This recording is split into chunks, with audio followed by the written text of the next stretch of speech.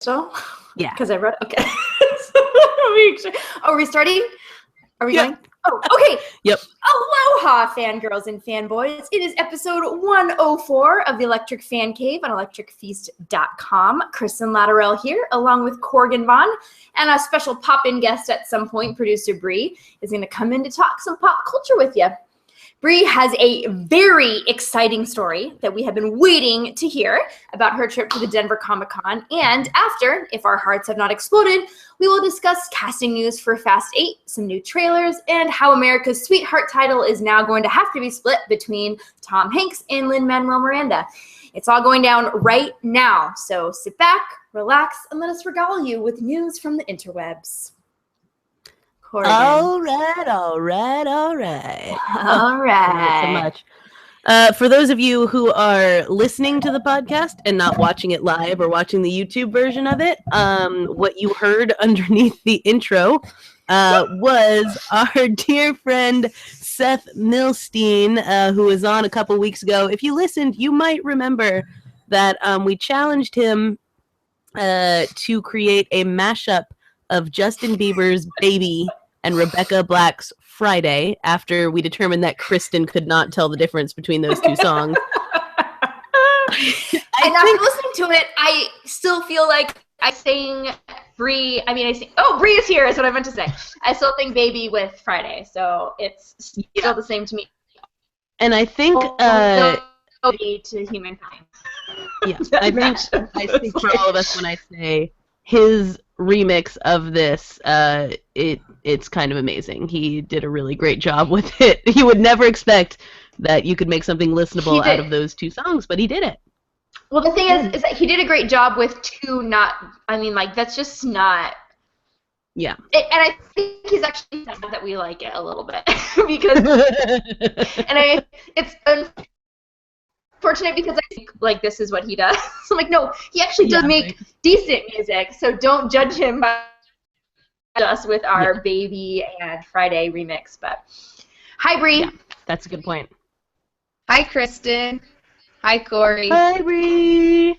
Good to see you. Thanks for joining us. Yeah, I'm on my phone. Okay. I can never get my computer to when I need. Is it being all weird for you, Kristen? Yeah, it's a little jumpy. I'm not really catching everything that she's saying. Okay. Well, hopefully it'll start to work. Are you at work, Bree?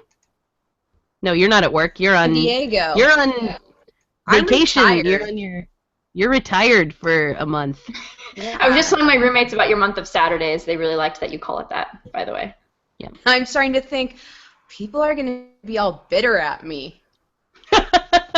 Why? Well, screw them. Screw them. Yes, I'm like, I don't have to go to work. I'm just traveling. I would prefer to live vicariously through you instead of being bitter. I would as well, because your adventures have taken you somewhere we could not have gone ourselves. You guys, I think as we mentioned in the intro, Bree ventured to Denver to visit a mutual friend, actually of all of ours from college, Julie, and they went to Hayley Atwell. Hayley Atwell, yes. Oh yes, she's also our mutual friend. So she went to the Denver ComicCon, and she may or may not have met somebody who Corey and I really love, and also I think Bree loves, but I really probably love her the most. I'm not going to try and deny it. I mean, I don't want to say I'm better than you guys, but I think I love her more than everybody. So I'm willing to concede. I think, I'm not gonna try to fight that. Bree, tell us your story. Also, tell us about your cosplay because it was super genius. Yes, your cosplay was amazing. Start from the beginning. Tell us the story. Or just not. freeze there. Well. Oh no. Okay, this may be a non-starter. Some point had teased Catwoman. This is the weirdest. This dog just ain't gonna hunt. Catwoman. Bree, stop! This isn't working. Oh my She has no idea that we're telling her it's not working. Does she? No, I can hear you.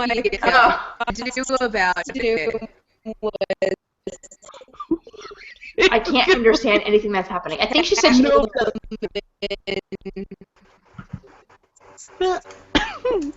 I think that Bree, maybe you can find some sort. Okay, Facebook or find some sort of better connection somewhere or something, because that is not words. She wants to that know were if we want to coming do out. this next week. If she can. Well, not next week, but it would be The 2 week weeks after. from It'd be now. the week after. We can do that, I suppose. We'll have to hold our excitement for all that time. It's like, honestly, you guys, we haven't actually heard the story yet. So I know this is was going to be the big reveal. So she can't tell you while I'm gone, by the way. I just want that to be clear. Yeah, we can't have a special. What? Nope. Nothing. Where are you going? I'm going to the Grand Canyon, the bottom of the Grand Canyon for a week. Oh, yeah. She's going to the bottom of the Grand Canyon, and if she returns, then we'll still have a podcast. It is hear me questionable now? as if I'm actually going to survive. Yeah, I think we can actually hear you. Try talking a little bit, Bree. Okay, nope. Not so much. Now? No, no. Okay. Your delay is apparently like 40 seconds. Okay, let's do this next time. Okay. Okay. We love you. We All miss right, you. well, hold on. I miss you. Bye. Oh, bye, child. Aw. Bye. Bye, child. Bye. All right. Bye. Yep. Okay, I can't tell if she just said bye once or if it's being weird now. No, me neither. Okay, so unfortunately, that was a bust. We've already kind of given away what happens here. So for, if you want to listen to next time and hear the whole story and Brienne's cosplay, but the gist of it is that Brienne got to meet Hayley Atwell and give her an electric Fancave pin. And she So it's got like- us something. She got us something signed that has her name on it. I was just gonna give like the short part of Well, this, because and then I have so many questions for her because I want to know. I want to know if she wasted her one signing thing on us, or if she got to have also her own signed. That's what I want to know. That's a really good point.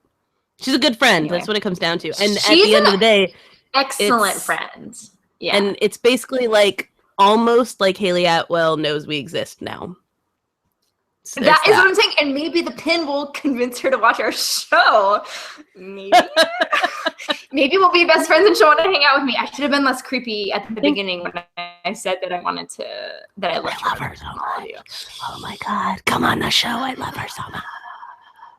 Haley, if you're We'll see. watching So this, that's you should exciting. totally hang out with us. Oh, yeah. But so that's exciting. We'll hear that whole story in 2 weeks. Like we said, we will not be doing the show next week. Kristen will be at the bottom of the Grand Canyon. I will be busy moving. What? Back to where you belong. Back to where I belong. This room is just filled with boxes that are We can't. It vaguely legitimately out of looks frame. the same. I know. It's No, hard to some of tell. the shelves look a little. They're emptier. Wait, And can I you tell pushed the the boxes group to the pictures? side. Yeah. Okay, that was nice. It's, Yeah. I was actually going to ask you, have you even started to pack, or what's your deal? We have. In fact, we've even brought some stuff down to the apartment already. And we got movers. So there we go. Mm-hmm. Finagle your friend into helping you. Yeah, I'm gone. we I got can't help you anyway. Yeah. Oh darn. Oh, that's the worst. Oh darn. Well, you got to be out before Thursday, otherwise your parking pass is up, right? Yeah, exactly. So I have a very limited amount of time here to work with. So we will be back 2 weeks from now. 2 weeks regaling from you now. with more things, and it'll be glorious. Yes, and our July 4th extravaganzas, but Woo! I so look forward to that adventure. It's the in best. my special long sleeve bathing suit. there's enough shade for you to be in the shade. All right, I'm just being extra careful, Anyway, we have many things to talk about.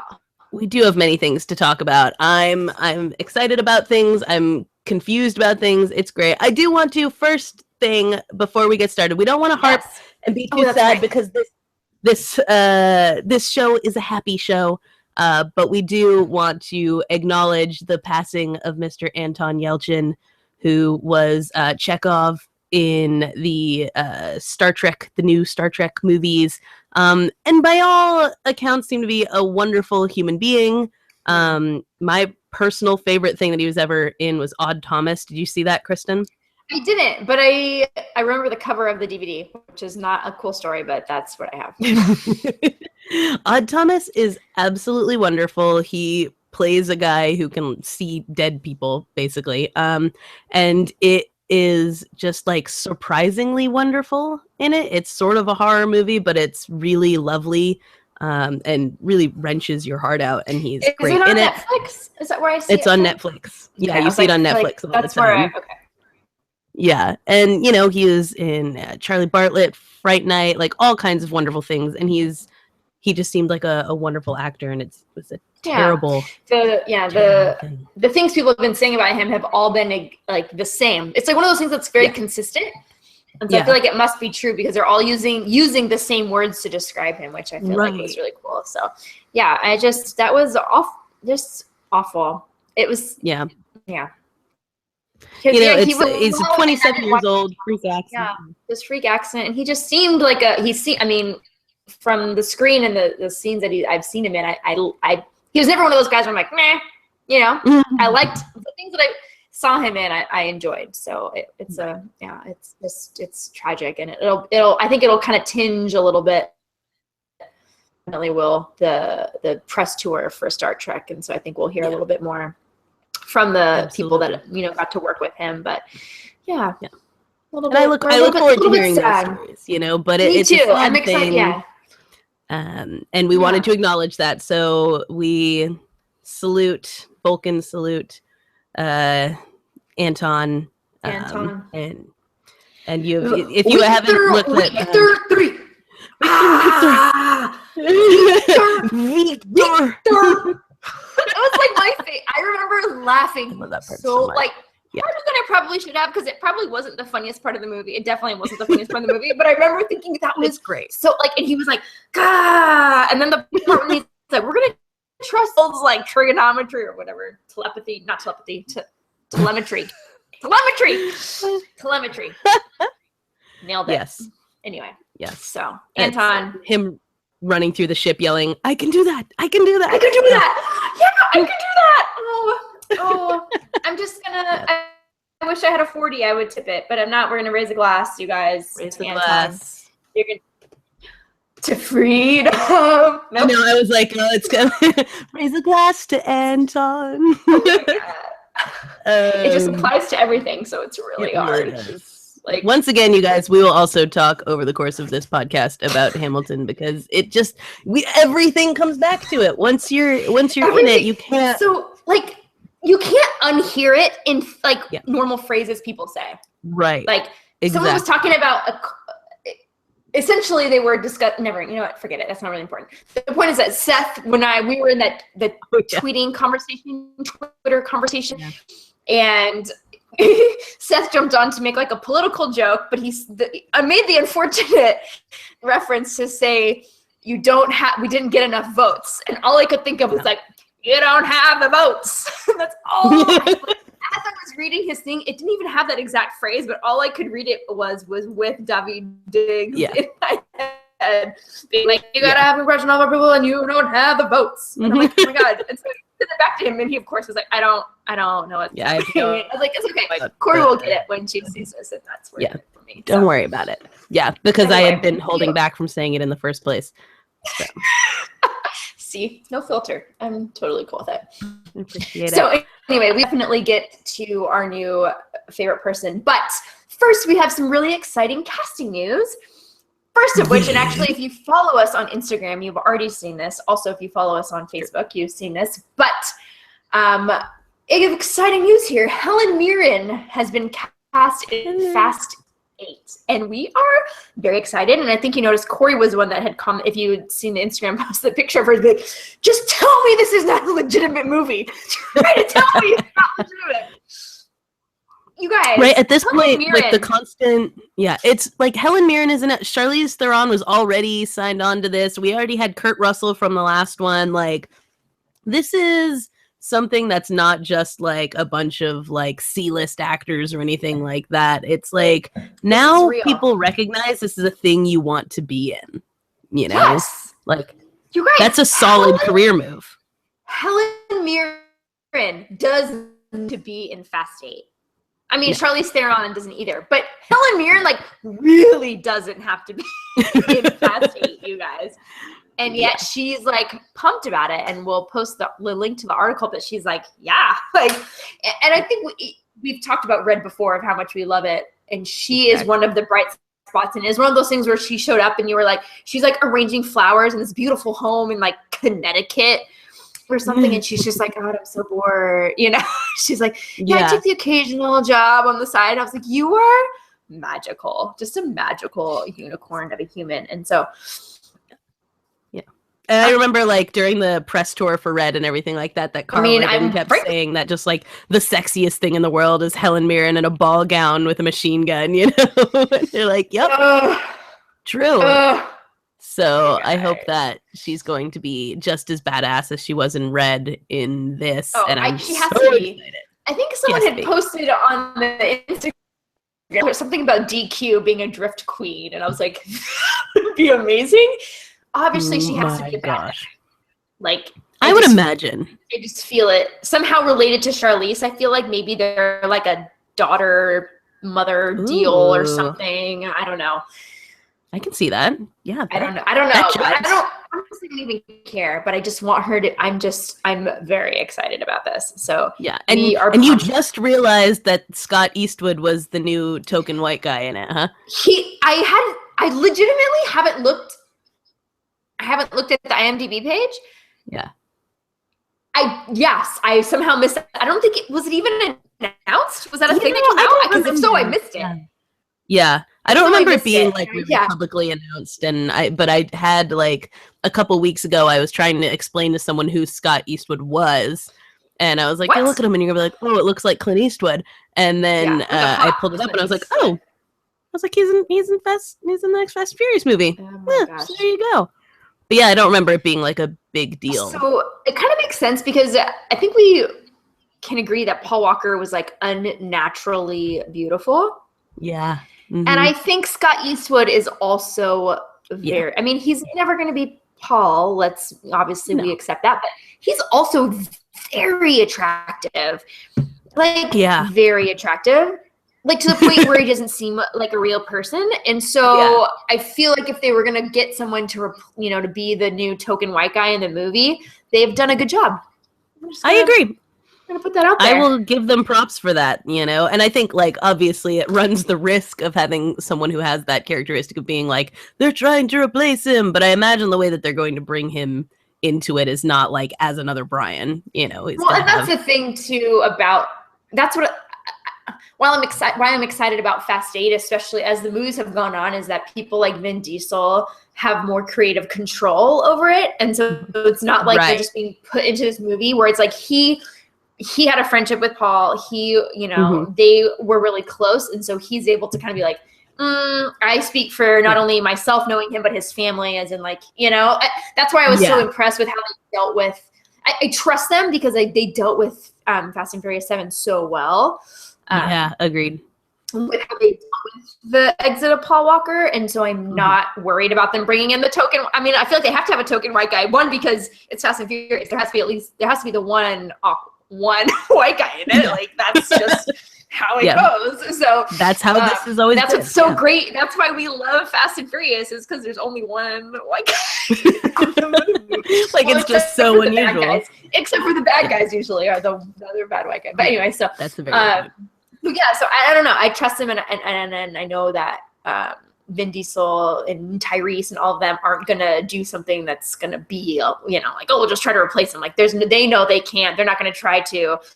Yeah. But they have a gorgeous human to play. White guy. I feel good about that as a decision. I'm looking forward to it. Me too. By the way, I was, today I got these DVD bag things because, I'm moving them and I hate putting them in boxes because they just get cumbersome and all that jazz. And so I was like, also, I don't really want to display DVDs anymore because I'm not 19. And so I got this like bag, and then I had all these Blu-rays and I was like, oh, those I can put on display because there's not that many. But I was like, a third of my Blu-rays are just the Fast and Furious series, especially because I had gotten, I had the ones that I had already purchased, and then I got like the set, like all as one. Yeah. And then, so I have like multiple copies of some, and then like my 6 is not part of the like thing. So it's just like a shelf of Fast and Furious. That's how mine are too. Yeah, that's how mine are too. Because it was Amazon was running a deal. You got the 5 on Blu-ray for like $20. It was something stupid. It was like $20. Exactly. It was ridiculous. And I was like, we're obviously buying this. But if you though, if you go and if you line them up, they put the numbers, they do sort of still match. So yeah, it works. If you take them out of the cardboard, they definitely match. Right, because my first one and like my first one that came in the set and the first one that I had bought separately, like look basically exactly the same. It's just it's bigger. It's like taller. Yeah. So it works out all right. But yeah, so I'm stoked on this casting. I think that this movie's going to come together really well, and these movies are just going to get like more and more like things that people recognize as being solid action flicks, as they should have been recognized all this time. Whenever people like disparagingly sort of dismiss Fast and Furious movies, I'm like, have you watched them? Like, I feel like you just think they're bad because like you're supposed to. Yeah, and you know what? We always talk about our excitement level sometimes swaying people, but usually not swaying people. Yeah. Worked in my favor. I had a coworker who's older. She's like a mom. She's got 2 college-age daughters. And I was like so pumped. Furious 7. And she had said like, I've actually never watched Fast and Furious. And I was like, Rachel, you watch them. They're amazing. And I like convinced her. I ended up going to her house, and her and I watched, which one did we end up watching together? The second, fourth, we watched one of them. I forget now which one we watched together. She watched all of them. So she had started without me, and then I came over and brought one, and we watched it together, and she loves them, and she loves them. And I was like, yeah, people, a middle-aged white lady came in late to the game, and she loves Fast and Furious. So yes, amen, hallelujah. Haters. That's it. Anyway, we have other casting news that's also very exciting. One of Corey's people that she's met, which that probably is not helpful because she's met so many fabulous people, but Hannibal Buress. Buress, is that how you say his last name? That is how you say his last name. In Spider-Man. Spider-Man. Nope. It's like Spiderman. I was thinking Spiderman when I said it. Yeah. Spider-Man. Exactly. Homecoming. He's going to be cast in that. We don't really have a whole lot of detail other than he's for sure going to be in it. On one hand, was very surprised that the name of the movie was Spider-Man Homecoming, because I'm thinking, is it like Wendy Wu Homecoming Warrior? Is it going to take place at the homecoming dance? Happening? That's a weird name. We don't really even have a whole lot of plot. I don't even think we have anything. This seems to be one of the first people other than Tom Holland, and that's going to be in it, right? Do we know anybody else? Well, they just announced someone like hours ago, Michael Mando, who is going to be in it. He's, for anyone who watches Better Call Saul, he's Nacho on Better Call Saul. So there's that. And then on top of it, there's going to be, I guess, Zendaya. I never know how you're supposed to say it. Oh, she's going to be in the Martin Starr, Donald Glover. Huh? Oh. Yeah. Lots of people. Yeah.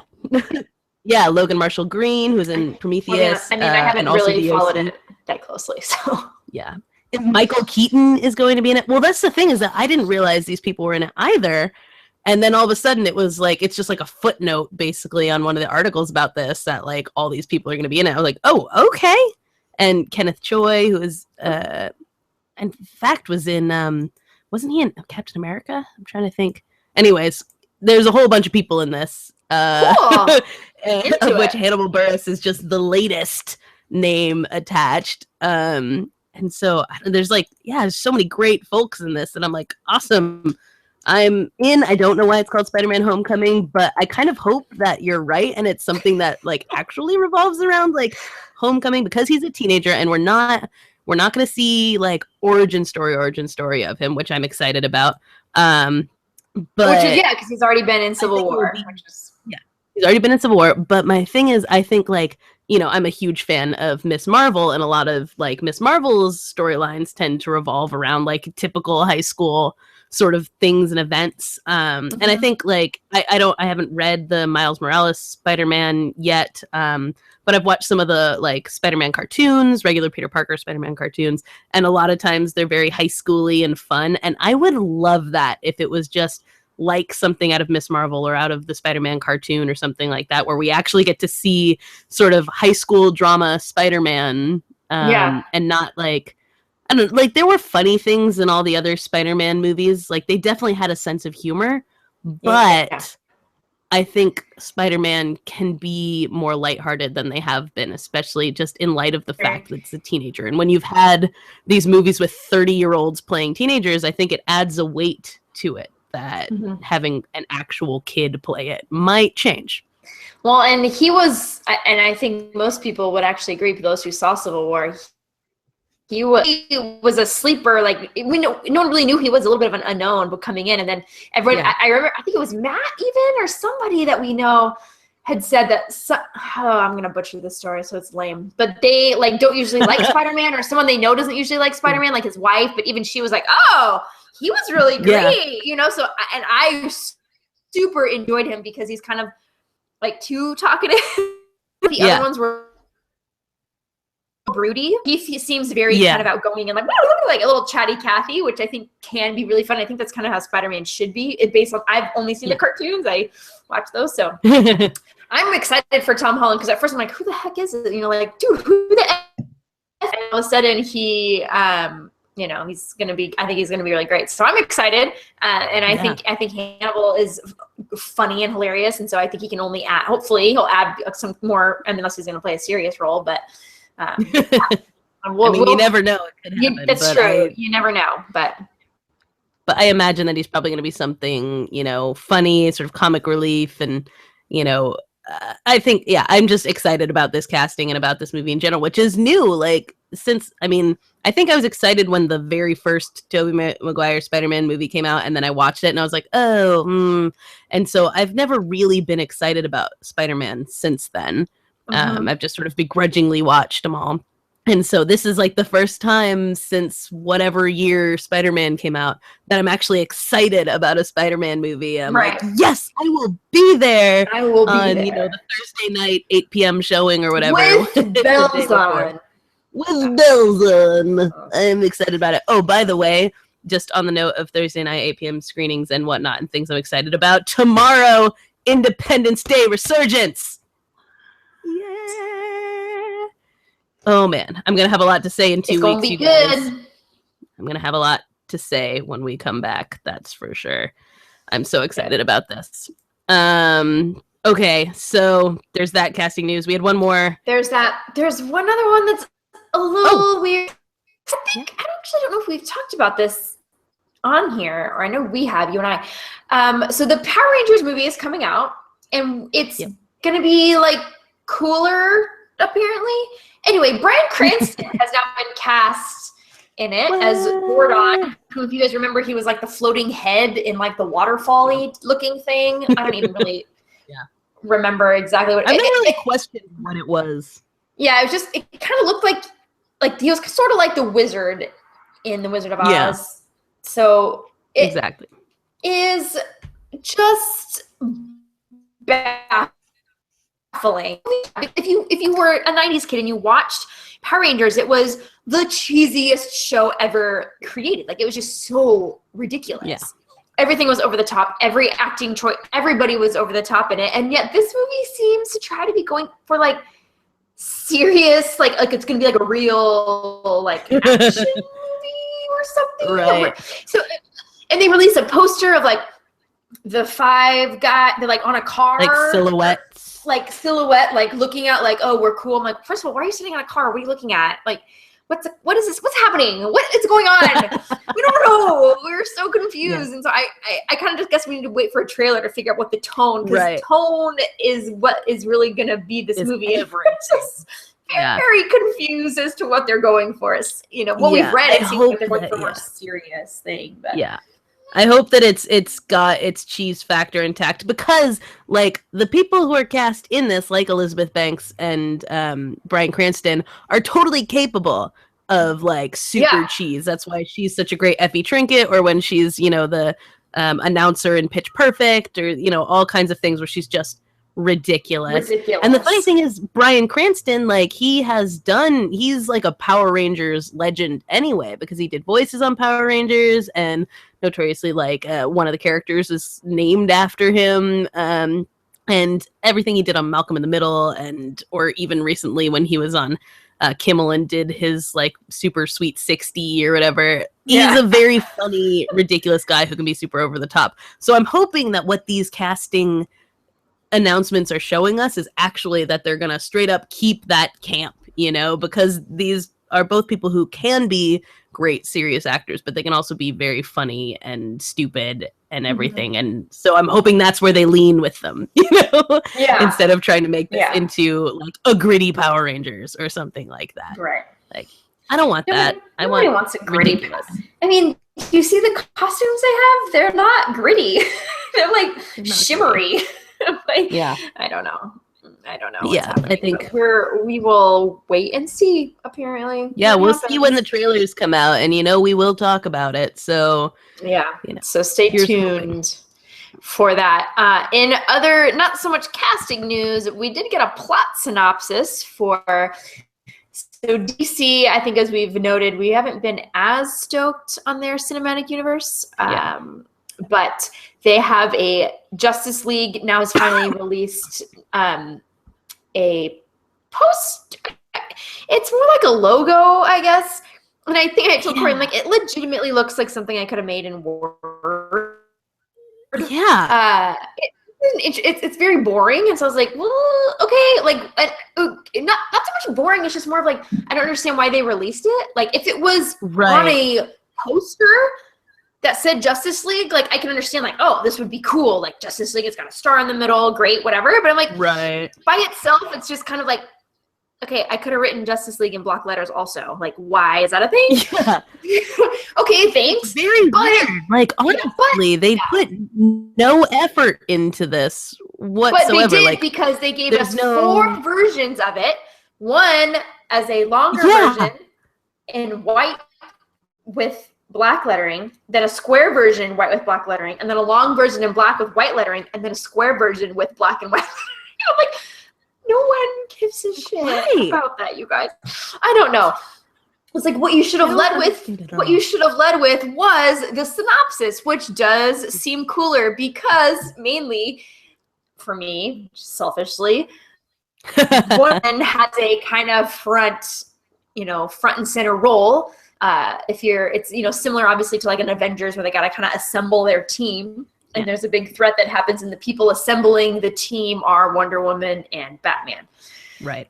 To face an even bigger threat than they saw in Batman. So you see them, you know, they've got Aquaman, they've got the Flash, which is already a controversial thing for some people. I personally love Grant Gustin, so I'm very sad that they didn't cast him, and they casted somebody who I'm not super into, so I'm like, we'll see. I'll have to wait until he rolls in to see how he goes.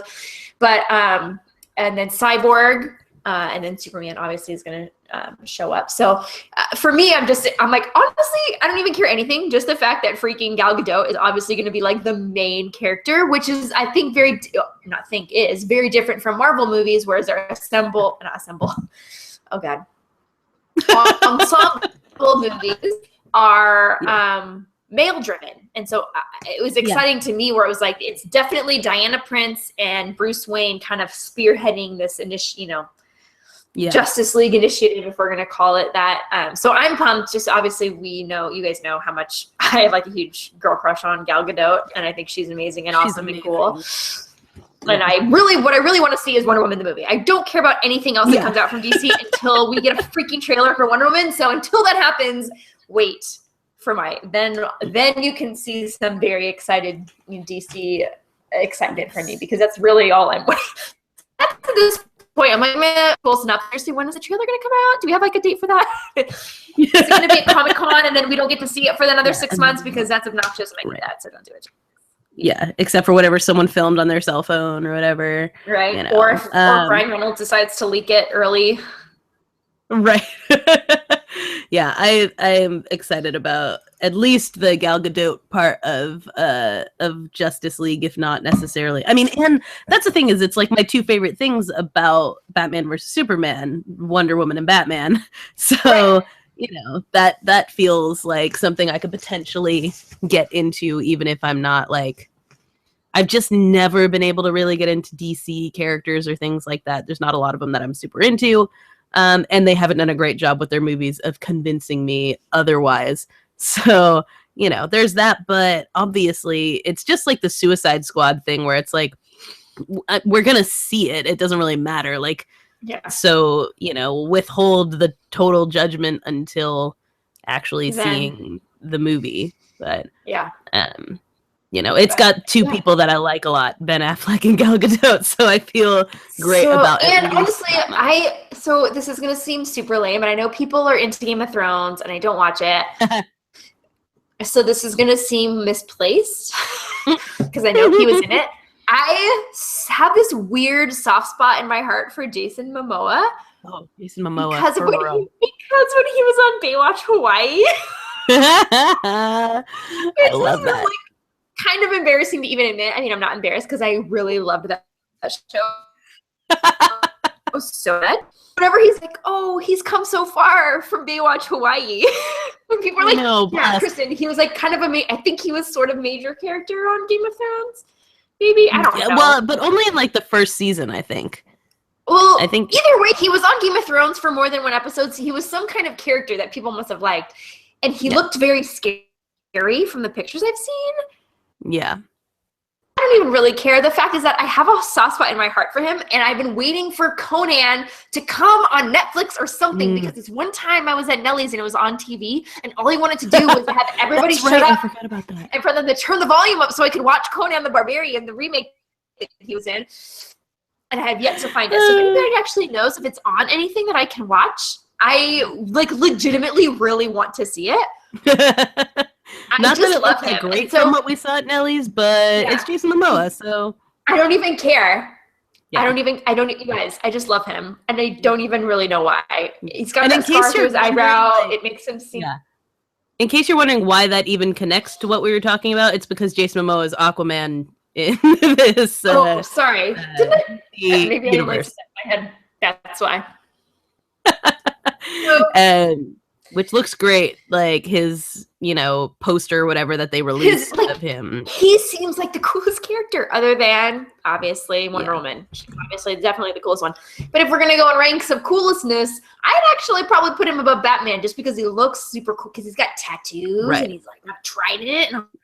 Yeah, it's like making someone like Aquaman, any kind of sea character in a comic universe is always like, oh, see, for me, I'm like, that's silly.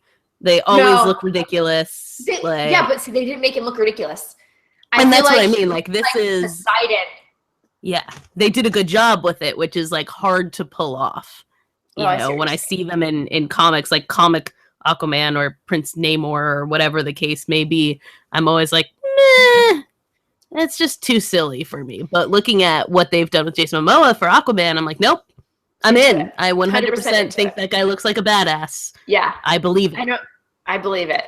So, anyway, that is Justice League. As we said, we will actually, now that I see the synopsis, I'm excited to kind of hear more about it and what's going to be going on with that. So, I think they've maybe learned some things from Batman v Superman. Yeah. So I think going forward, I mean, judging by the fact that they tried to reshoot some of Suicide Squad, I think going forward, maybe they'll take those things now before having to go back and, you know, try and change a tone of a movie altogether. Yeah, exactly. They'll be able to kind of take that into some other things. So very excited. Unfortunately, we obviously don't have trailers for any of these, but we do have some trailers that we'd like to chat about. First up is Westworld, which is an HBO show. I am not super sure what's happening. It's like you're in some kind of virtual reality in a Western, I guess. Yeah. But it's the weirdest. But then there's also some kind of storyline that's happening when you're not in the virtual reality, but I don't know what's going on. Yeah, I have no idea what's happening, but I'm so intrigued by this. And like, I was, I have HBO now right now because Keo is watching Game of Thrones. Like, it ends in 2 weeks or whatever. I was like, I'm going to cancel this. And I don't know when Westworld airs, but I'm like, I might actually hold on to it for this because the Western stuff looks cool. Like it looks really cool. Landscapes and, interesting looking characters. Guys, I love Evan Rachel Wood. Sweeping landscapes, man. That's where it's at. And like, there's just all these people in it that I love and respect as actors. A lot of sort of character actor type people in it, but really good ones. And so the Western part looks great. And then there's like this sort of sci-fi virtual reality-ish thing. You've got Tandy Newton in there. Like, I don't know what her deal is, but everything about this trailer is sort of vague but intriguing and really ominous feeling. And I think you're supposed to watch it and have no idea what's going on. Good. And I considered like looking up the plot of it because I think it's a book or something, or it was already a movie or something of that case. Of that nature. So like if you know the property, I think you know what it is. I could be wrong, but I was like, I don't know. I feel like how that goes when we try to talk about this. Yeah, we're often wrong realistically. But I was like gonna look it up, and then I was like, I kind of love that I have no idea what's going on here, and I like the idea of like this coming on and me uncovering it with it because it looks like sort of a very good confusion in the best sort of way. When you watch something, you're just like, I don't know what's going to happen next. I don't know what to expect. I'm not sure where my footing is, where I am, when I am, all that. And I'm intrigued by it. I'm in it, and I'm along for the ride. Yeah. So we'll see if this makes me keep my HBO Now subscription or not. I'll keep you guys posted on whether it's worth it. And then in other news, so Corey actually, so I think we talked about this maybe before, how you have to get up really early to get something about Jeff Goldblum before Corey does. Yeah. But apparently you don't have to get up early to tell her something about The Rock. Because apparently not. So apparently not. The picture of him doing it's called a haka, wait, right? Wait. And they do hold on. Will you start that sentence over because Google cut out? So sure. It's called a haka, right? Yes, a haka. Mm-hmm. Okay. So weeks ago, he posted him recording himself doing a haka for this. So it's Moana, the trailer that they've released, a teaser trailer for the new Disney movie. And they recorded him doing that. And then even before that, I'd seen stuff on his Instagram because I don't know if you guys follow him on Instagram. He's like a prolific Instagrammer. All he does is Instagram all the time. Instagram's a ton. A ton. And so he'd already talked about it. And then he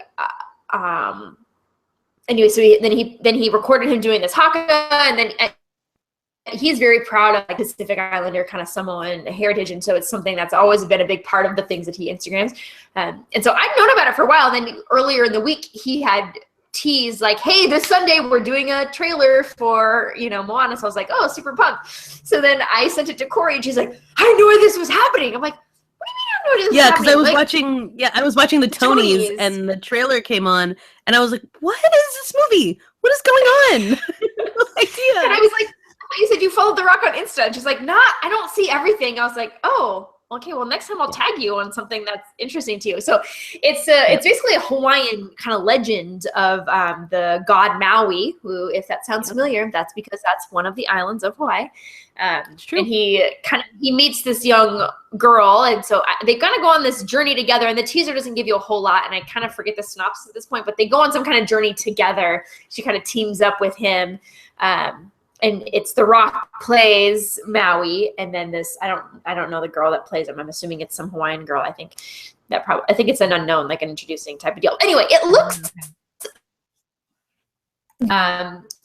additionally, we're excited because Lin-Manuel Miranda has done at least one song. I don't know how many he's kind of contributed to, but definitely scored at least one. So obviously the music is great. Did you watched his Periscope, right? I did, yes. But he only mentioned one, I thought. So. Well, he talked about like the album being tracked and like, you know, right now they're doing this with a symphony and all this sort of stuff. So I got the sense that like he had co-written like the soundtrack for it. And it's like when you watch this trailer, it's like the mix of, so for me watching it, like I married into Hawaii, basically, you know, and so my husband is from there.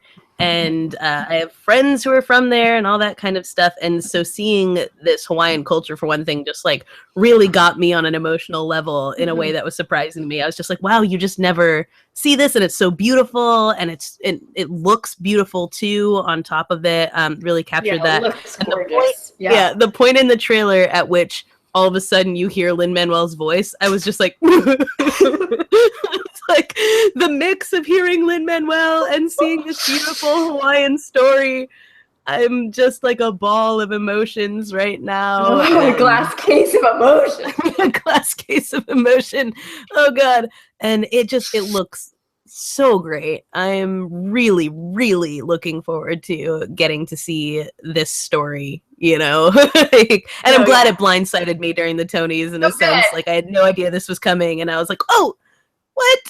See, me on the other hand, I was like, okay, it's Sunday. I got to remember to check YouTube because the Moana trailer's going to drop because I follow The Rock like a stalker. Yeah. So right. I know, and I feel like generally, like The Rock is one of those people who usually you have to like, you know, be ahead of the curve to get me on, but somehow those had all just slid right by me. You know? Yeah. I don't know how you. Yeah, it was like when you remember that meme that was going around of The Rock fastening his cufflinks or whatever. Cufflinks. And it was like people kept tagging me in that, and I was like, "You guys, I saw that like a month ago." And then like, well, it's funny because you were like the third person to tag me on it, which was funny. Yeah. It's like people know what your interest is, but you know, I always have to tag you in things because the odds are against it. The odds are against it, unless it's The Rock. That's the thing is, because you, Kristen, are an Instagram person, you know, and like you're like up on the Instagram, and I'm terrible at that. I am just I follow too many people.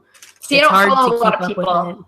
I just recently started following celebrities on it. I was only following people I knew for like the majority of my Instagram career. Same here. And now I've suddenly discovered all these people that I'm like obsessed with are on it. And I'm like, I've been wasting my life not following them. I agree. Where I'm like, what was I doing following my friend from high school? I totally should have been following Anna Faris this whole time, who posts gold, by the way. Because she also, her and Chris Pratt are very similar in the way that they... I'm going to follow her right now. I follow both Anna Faris, and then I follow her podcast, which I need to listen to, but I just haven't gotten around to it yet. But she is very similar to Chris, where I feel like they kind of post like parents, you know? Oh yeah. Totally. So today she posted this picture of her. She'd taken a picture of I think like a producer or somebody kind of helps her with her podcast. And he's got like a laptop in his lap, and she's like, "Here's so and so like working on the." Yep, there it is. And the caption is like so adorable. She's like, "Oh, here's a picture of, you know, whatever. He's like doing our podcast. He says I should Instagram more, so I'm trying. Okay, I love you. Bye." You're like, oh my God. And she posted 2 pictures over the weekend of, she's got friends who make these beach bags that kind of fold into like those big blankets. And she posted 2 pictures about it. And she was like, "Okay, I'm also feeling weird about posting pictures of me in a bikini, so I'm going to stop. Okay, I love you. Bye." It's like, endearing and wonderful. I just love it so much. So anyway, all those things, and listen, and Andres I think is fantastic. So anyway, that's it. Moana, watch it. Beautiful. We'll link to it. Edition, we got a new, I think we've already talked about this definitely, is Urban Nation. Sorry, start again on introducing this next one, because again, Google Plus is cutting out. We've talked about it already, but we've got The first, I think we did in the first time we talked about how it was a very Oh God, this is going wrong. This is going badly. I'm sorry. It's like really cutting out badly right now. I don't know why it's doing that. Try talk a little bit again. So the trailer that we are watching now. Okay, good so far. We have a new trailer. So we talked about the last time. The music really set the tone for it. It was a very somber trailer, which obviously the story is somber. If you guys know, it's about the Nat Turner Rebellion, which is a slave rebellion in the South before the Civil War, obviously. And so it was strange. It was a version of Strange Fruit, which anytime you hear that song is haunting, period. And then in the context of the pictures that you're seeing, and we get a little bit more of the story and a little bit more of who kind of a little bit of a background on Nat Turner in this one slightly. But they pair this one with Rise Up by Andra Day, which is a beautiful song. They paired it with a song of hers that's more of like, okay, this is the time. Like the last one was a little bit more, I don't want to call it mellow, but it was more of a somber one. But this one was more of like, okay, you get his like rousing speech, and you're kind of seeing like, you kind of see why or how he becomes who he is. And then the more I see about this movie, the more I'm excited about it, and the more I really want to see it. And so, this trailer, I think you guys should check it out. If you haven't seen the first one, I would watch both of them, but it's just, it's beautiful. I think it's really beautifully done, and I'm very excited about it. I think historically, accurately speaking, it's good. And it's not going to be like, I think it's going to be very different from most slave era movies that you see and most antebellum movies that you see. So yeah, and one of the things, this week I was in New Jersey this past week with my entire family. And my brother and I. Jersey? Everything's legal in Jersey. So I was there, and my brother and I tend to have very different perspectives on things, to say the least. He's more of sort of like a libertarian type person, and obviously that's not me at all.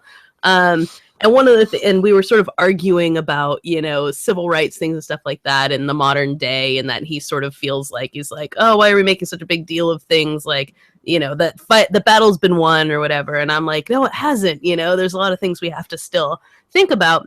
And one of the things that really got me watching this new trailer for Birth of a Nation today was that there's that scene we talked about last time we talked about it too, where the girl is on the leash, being led out of the house by the, white slave master's daughter. And a week or so ago, it was in the news that somewhere, I can't remember where in the US, but that this black girl had been sitting in class, and two white male classmates came up and put like a rope around her neck and, yanked her when she wasn't paying attention, and like dragged her by it like a dog.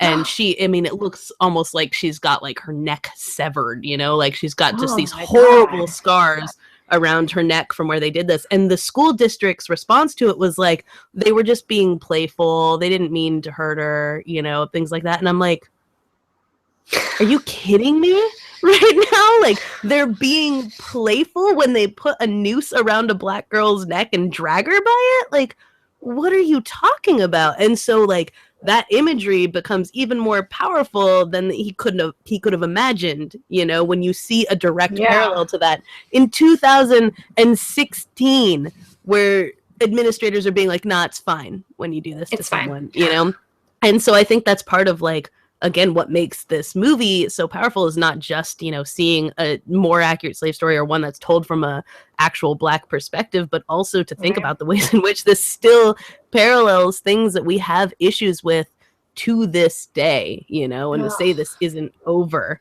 And it's a fight that we're continually fighting. Seeing that, I was just like, oh, just broken, and so I just think there's like, I think people need to see this movie.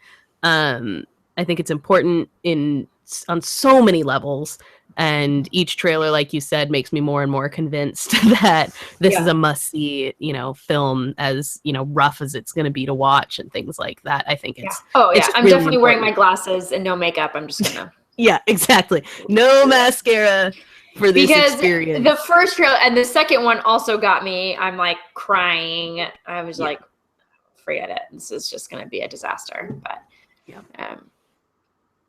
yeah. Oh gosh. Yeah. I don't even know how we move on. I'm just going to go to the next one. Right? Because anyways, let's talk about a stupid movie. Oh my gosh, let's talk about stupid movie. So, let's talk about, we'll talk about Pete's Dragon first. This movie is I am just not into it. So the hard thing is that I was actually excited when I heard they were redoing it because I loved Pete's Dragon as a kid. I super loved it. It actually was one of my, like, we still do the running, like, it's like a running joke in our family when we blow out birthday candles. We go, which is like how Elliot would blow out the fire. Anyway, if you've seen it, that's funny. If not, then it doesn't make any sense. So I was super pumped. And then the first trailer came out. I was like, okay, well, it's kind of weird. Whatever. It was like a teaser, so I didn't give it a whole lot. This next one's come out, and it just is not really living. I guess I thought it was going to be, I don't know what I thought. I don't know what I expected. I'm just not impressed, is really what it is. I'm like, well, okay, okay. Now, to be fair, I forced Kristen to talk about this. Because as we talked about last time when they first came out with a teaser or whatever for this, and I had mentioned that I remember like zero about Pete's Dragon. Like I saw it, I remember nothing about it. So I don't have like an attachment to it. And so I was like, Kristen, we have to talk about this because Carl Urban is so hot in the trailer. It's very hot. Unmanageable. Like I don't know. I don't know what to do with myself watching it. Like I'm sweating. Like, oh my god, he's just clearly a bad guy in it. He's clearly a bad guy. Yeah. And which confused me because when I initially heard that this movie was being made, I had heard that he was going to be Elliot, like he was going to be the voice of Elliot. And so I didn't even I didn't think we'd ever see him. And so when I clicked on the trailer today, I was like, oh, this is a full-length trailer. I'll finally get to hear his voice.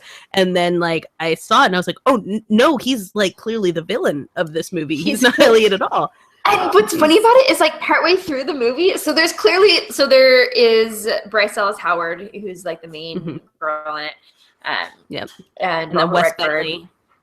Bentley, who probably will end up being the love interest for Bryce Dallas Howard. I'm assuming he seems like the nice guy in the movie.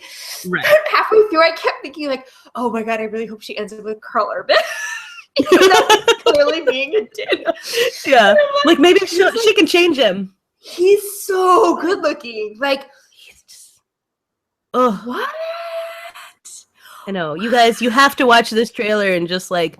Like imagine you're me. He's so good. Okay, Carl Urban, I thought was at really peak hotness in, as we've mentioned already, Red. He was like in the suit and was like there was just the like aura of his character. Yeah, like I want to go watch it now because I'm thinking. Yeah, about it. I know You're getting, and it's one of my Blu-rays that's sitting out, so I have access to it. I just love him so much, and so, but this movie, that was the bright spot in this movie for me, where I'm like, well, I have to see it now because Carl Urban is like killing it. He's killing it. Yeah, that's all I need. Like, honestly, the storyline looks fine to me. Like, as someone who doesn't remember anything about Pete's Dragon, I'm like, yeah, this will work. I'm okay with it. It's kind of like. It's been done or whatever, like it's sort of a magical thing that people like don't know exist, and then if they do, they're gonna go crazy and try to hunt it, like it's not anything that you haven't seen before. But I'm like, Carl Urban, I'm sold. I'm just like in it. I'm gonna watch it. And now that I know it's not just his voice, I'm there. Even better. Where you're like, there's a hotness under there, but all you see is tear down. You're like, obviously we'd love it. Yeah, so we're into that. And then, the final trailer. Well, let's just real quick. Honestly, I don't even really want to see this movie. I'd never heard of it, and I wasn't even excited about it until like a third of the way through until I realized Gal Gadot was in it. I was like, oh, I'm going to see this movie. It's Zach Galifianakis, who looks very thin. He seems to have lost some weight for this role. Well, and he's also like he's been skinny for a while. He was because he has a show on like FX and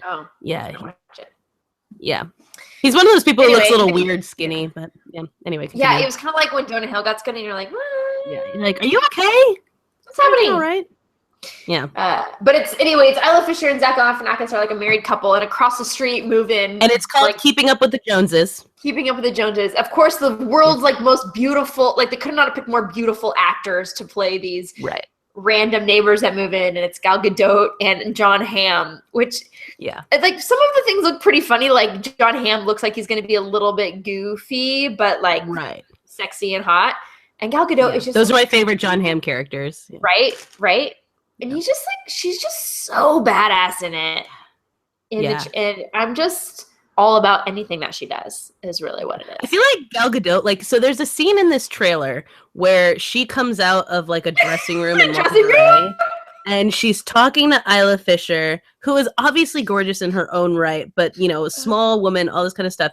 And it's like just like in that moment, I could feel what it would be like to be Isla Fisher in this moment, and just like the intimidation factor of Gal Gadot, this like Amazon of a woman who's just like outrageously beautiful and confident, and like looks at you, and you're just like, I'm sorry, can I move? Can I get you something? Like, do you want water? Like, I don't want. Do you want a donut? I will do whatever you need me to do right now. Like, she's just a vision.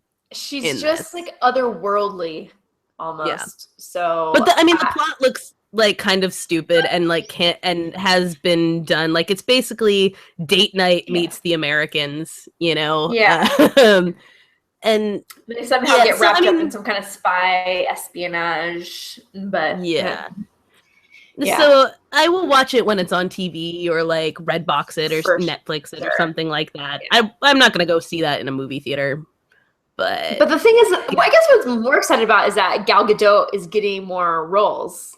Right, because exactly. I feel like she really made her debut essentially with Fast and Furious, Fast and Furious, the fourth one. So, and so it's exciting to kind of, I feel like for me, I'm like, I feel like I've been with her since the beginning. And so I really early adopter of Gal Gadot. So anyway, whatever. I'm a little bit indifferent, and the excitement comes from the fact that she's in it. Like I agree with you, Corey. I'm not necessarily going to run out to the theater to see it, but anyway. And then one last thing we really need to touch on. I don't even really have a whole lot of parameters for this, other than we just need to take a second to gush about our favorite human. So, Corey, you guys, here's the thing: we just love Hamilton. A lot. And we gushed about it last week, but we're not done yet. We're not done yet. You guys, Lin-Manuel Miranda is just one of the most endearing humans to have graced this planet. He's just so it's different. It's not a happiness. It's like an internal joy that comes from this man and everything that he does. He's just fantastic. And Corey, I know he had been on Periscope, and then Corey thank you for posting the link. So I'm like, can I watch this later? So I watched it today. And I considered even tagging you in it, but I was like, she'll see it. She'll find it. It's not a problem. I just smiled the whole way through it. He's just all the way through. He does this whole Periscope. It's like 25 minutes straight, and I rarely listen to an entire Periscope or watch an entire Periscope. But it was like this morning at like 6 a.m. I had just dropped Keo off at the train station, and I like put it on, and like I full on like laughed out loud and just smiled a ton. And he's sitting there and he's answering questions and stuff, or trying his best to, because things are coming so fast on the chat. And he's trying to answer them, and he's like overwhelmed or whatever. And then he's like, stream of consciousness, like, okay, what news can I tell you about? And then he's like, hey, want to hear what's on my iTunes when I shuffle it? And like, it's, oh my God, he is just, and he plays a little bit of what is going to be called the Hamilton mixtape, which is apparently coming out sometime this summer, and it's going to have like no, it's November, the first week in November. Oh, it's November. Okay, first week in November. He is, remixes of Hamilton songs by like famous people, and so he plays this clip of one, and his face, I took a screenshot of it because it was so great. He's just like total like what, as He's like, he's listening. could to you it, tell like, who that was? Could you tell who it was? We're like, yes, that Lynn, we're from the 90s. We know who that was. And he's like just gushing about it, and he's so excited, and the whole thing is just pure happiness. And that's what's so great about him, is that he's just generally like, you can't help but take on that joy. And he posts these things. I tweeted about it the other day, and I was like, I feel like whenever Lin-Manuel Miranda like posts affirmations, that he's actually talking to me. Yeah. Like, he was like, I just believe that, like, he's never met me, but he feels this way about me. Like, when he's saying this thing to his fans about like how great they are and like how you can conquer the day and all this, like, he doesn't know me, but if he did, he would say this to me, and he would mean it, because that's who he is, you know? He's just a goddamn treasure, you guys. He's a treasure. He's a treasure. He is a treasure. And I sent Corey, my favorite part of the whole thing happened within the first like 30 seconds when he's like, I don't really know how this works. Oh my God, I feel like Twitter's happening to me. And I was like, yeah, I feel like it's always happening to me, Lynn. Like, yeah, that's what I feel like Twitter is for me. And then later, he made a Skynet reference, which was incredible. Yes, I almost like texted you about that. Like, oh my God, he makes a Skynet reference. And then I was like, I'm just going to let her discover it. Amazing, the Skynet reference. And honestly, if he said Toodleton one more time, I was probably going to have to stop watching it. Shut up. That Chuggington rant was my favorite. So he has a kid, and so he watches this show that's apparently called Chuggington. I've never heard of it, but he has like this whole thing where he's just like trying to dissect like where the narrative arc of Chuggington is going, and he gets really into it. And I'm just like, this is how I talk. I understand. We're on the same page. You guys, if you are a nerdy, enthusiastic person who just is too much all the time, you need to follow his Twitter. You need to follow his Facebook. You need to follow his Periscope. Trust me. Melanie, we're looking at you when we say Melanie, this. we're looking at you, Melanie Ray. Melanie Ray, you need to get on this Lynn train, because he is phenomenal. Absolutely phenomenal. Mm-hmm. And Corey even posted, I think, on my wall the other day, she was like, you need to find someone who looks at you like Lin-Manuel Miranda looks at literally everyone. There's all these screenshots of him just being like just looking adoringly at everyone. Yeah, just in awe of anybody he meets.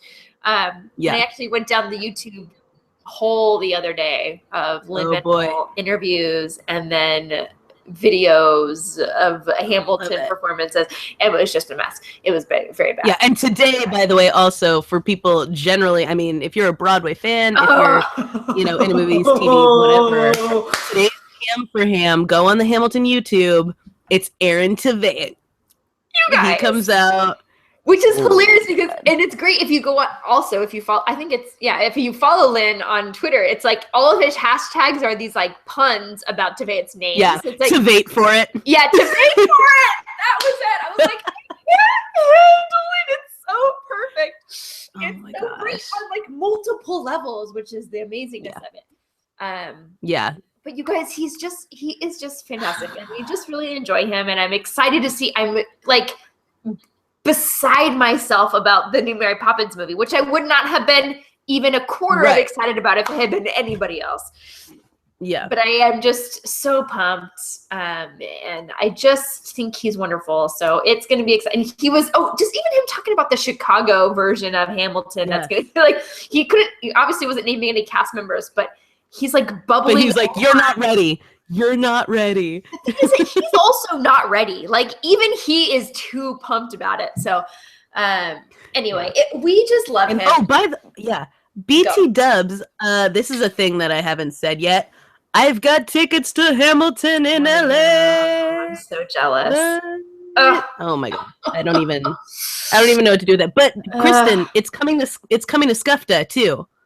Yeah, but like in 3 years. Okay, still, like, but it's one of those things 2 where years. I'd have to get season tickets for the next 2 years.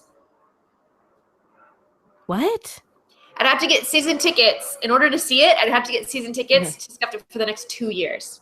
I got an email from them. I got an email from them about it. They said, even if you have season tickets for the 2016, 2017, or no, 2017, Whatever if you already have sure. them for that year, you have to also get them for the next year. What? Yeah. And I was That's like, bonkers. I'm not buying season tickets for 2 years. Listen, Kristen, we'll find a way. We're gonna make it happen because chances are I'm gonna want to see it again, and I mean, we'll find a way. If I can be your second. Obviously, the Electric Fan Cave is gonna be nice. Electric Fan Cave is clearly going to be a big deal by then, and we'll be able to like finagle tickets out of people or whatever. I mean, because Hayley Atwell has one of our pins, and so does Chris O'Dowd. So we're sort of a big deal. So we're clearly coming up in the world, y'all. Moving on up. We're rising up. Rise up. Rise up. Tell your sister that she's got to rise up. I don't even know if you noticed it because I think you were in Jersey when I posted it. I walked down to the youth center this week, and the kids were bumping Hamilton. And this kid Bryan, who I love, one time he's the one that came in and showed me this like really funny history video, and I was like, Bryan, you're so great. Last week I had shown them Hamilton or had them listen to it because I was super obsessed with it, and he was like, naturally, I've listened to it like nonstop for the past like 4 days, and I was like, oh, Bryan, that is nonstop. Yeah, I just want to hug you. I just love you so much. I love it. Oh man, I've now gotten to the point like, and I thought it would never happen, where I can actually do some of the like rap things without actually like watching it or listening to it. I mean, like. That's the rub. I always was like, oh, you know, there will always be like lyrics that I just can never understand. And now I'm like, I'm in it. Oh man, I love it so much. And I can't wait to see it. And you guys, Lin-Manuel Miranda, just follow him on all the things. That is the moral of our entire story is podcast. Follow him. Follow him on everything. Yeah. If you take nothing else from this podcast. Take this nugget. Yeah. We like to leave you with something to think about. Last time it was about birds that will murder you. No, it was not. This time it's about Lin-Manuel Miranda. Sometimes we're in more agreement than others about our final message. Although I will say, our friend Duncan did say, you know, he was a big fan of listening to us talk about murderous birds. So, ha! Oh, good. Great. There we go. Glad. Mm-hmm. Yes. Thanks for taking my side, Duncan. Appreciate it. Much appreciated. Not get crazy. Anyway, so I think that's it, huh? That's all. That's it. That's it for tonight. Thank you so much for bearing with us. Sorry you're late. Like we said, we won't be here next week. I will be camping in the Grand Canyon, so I will be 100% unplugged from planet Earth, which will be fun. I'm very excited. I'm a little bit nervous, but I'm very excited. So we'll be doing that. So catch us in 2 weeks. We'll be back on the 5th of July, and we'll share with you all sorts of 4th of July shenanigans. I can tell you something. I probably will almost die at least once at the bottom of the Grand Canyon, so I'm sure I'll have at least one story. Yeah, I can't wait for those stories personally.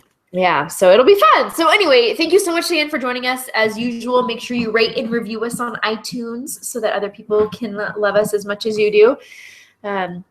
Make sure you follow us on Twitter, Facebook. We have our Instagram now, which sometimes I even post to. It's so amazing when I do. Not really. Although I really thought our Miss Me thing, I searched through my Facebook for that because you made that especially for me. I was about to say, did I make that? I was trying to remember if I made that. So I tried to Google for it and I couldn't find it. And so then I was like, finally, I had to do like the See Friendship on Facebook and then scroll for like 12 years. Forever.